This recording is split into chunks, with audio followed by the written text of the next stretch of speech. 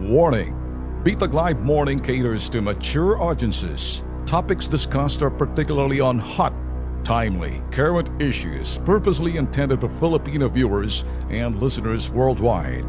Discussions may contain language that may not be appropriate for some sensitive audiences. If you do not approve of the content listed above, please do not watch our videos.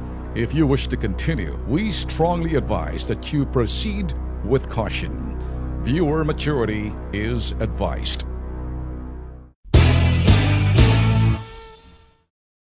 Ito hong problema, kapag kayo ho'y mahilig ho mag-Facebook, pagkatapos semplang yung mga impormasyon nyo, nalalagay kayo sa malaking kahiyaan.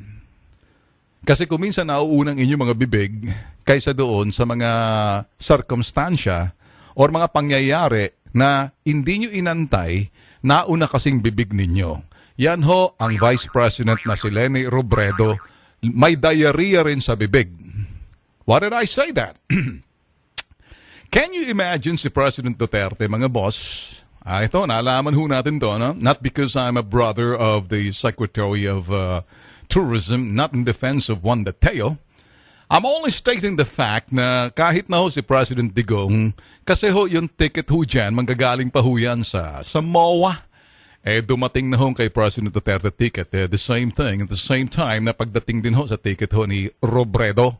Kaya Robredo lang hong tawag natin dahil hindi ako nakakasiguro kung siya nga ho talaga yung Vice President o si Bongbong Marcos. At malalaman na ho natin yan.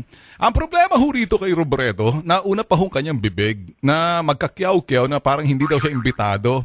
Yan kasi ang hilig mo talagang swapang pagdating sa sinasabing, kung pag-uusapan talaga, etong sinasabi nating publicity hungry ho talaga si Leni. I don't know why. Nung siya ho'y kongresista pa lang, hindi naman ho ganito katakaw pagdating sa publisidad. Kaya ako minsan mali-mali mga sinasabi. Lalo-lalo na yung ito pa lang sa election pa lang, parang atat na atat ng umupo. Dito ho sa sinasabi niyo ho sa kanyang Facebook page na sinasabi hindi raw siya imbitado. Everybody knows sa media na it's not you have a ticket. You just simply said hindi ka imbitado. Ang ticket mo kasi hindi dumating. Parehong ticket ninyo ni Digong dumating. Yung presidente, yung pinaka-highest official of the land, number 2 ka lang. Naalangarin pa tayo. Kung ikaw nga ba number 2, umaatungal ka na. Sana napapakinggan ng mga tao ni Robredo itong aking mga sinasabi. Kasi the problem with you, whoever is your, kung sino nagmamarriage ng Facebook mo, siguraduhin nyo sa susunod na bago kayo magsasalita, pwede naman tawagan ng inyong mga staff kung may ticket ba na parating. Kasi may mga ticket, the highest official of the land. Can you imagine President and the Vice President ni imbitado? Sinong niloloko nyo? Pati ba naman yung ganyang klaseng lahat meron kayong upuan from the President to the Vice President and some other officials sa itaas sa taas ninyo kayo sa baba. Kung meron man sigurong problema dyan, makikita nyo, ang organizer dyan, oo nga, nandyan, Department of Tourism, kasama ho yung ibang mga grupo dyan. Pero iyang mga ticket na yan, hindi ho ini-impose na, bigyan natin to siguro, hinihingi para sa inyo. Wag naman kayo parang feeling entitled just because, feeling entitlement. Entitled. The word entitlement. Parang akala mo porket Vice President ka na, lahat ng bagay sa mundo, lahat ng bagay sa bansang ito, ba'y entitled ka lagi. Come on, spare tire ka lang eh. What I mean by spare tire? Reserva lang. Although, kung ikay marunong, the patience is a virtue, Leni Robredo. The next time you start writing something at your social media account, the Facebook, or sino man nagsusulat niyan, do not say hindi ka imbitado. Dumating ang ticket mo, you've always been invited. One that they talk good about you. And then I hear it. And then, not only that, pati yung presidente nga dyan, sabay kayo dumating ang ticket. So the next time around, Robredo, I'm sorry.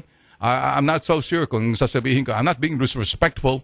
I mean, the next time you claim something like that, you're withholding the truth. The truth is, you have your ticket.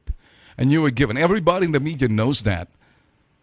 Diba? Do not claim na parang initsapuera ka na.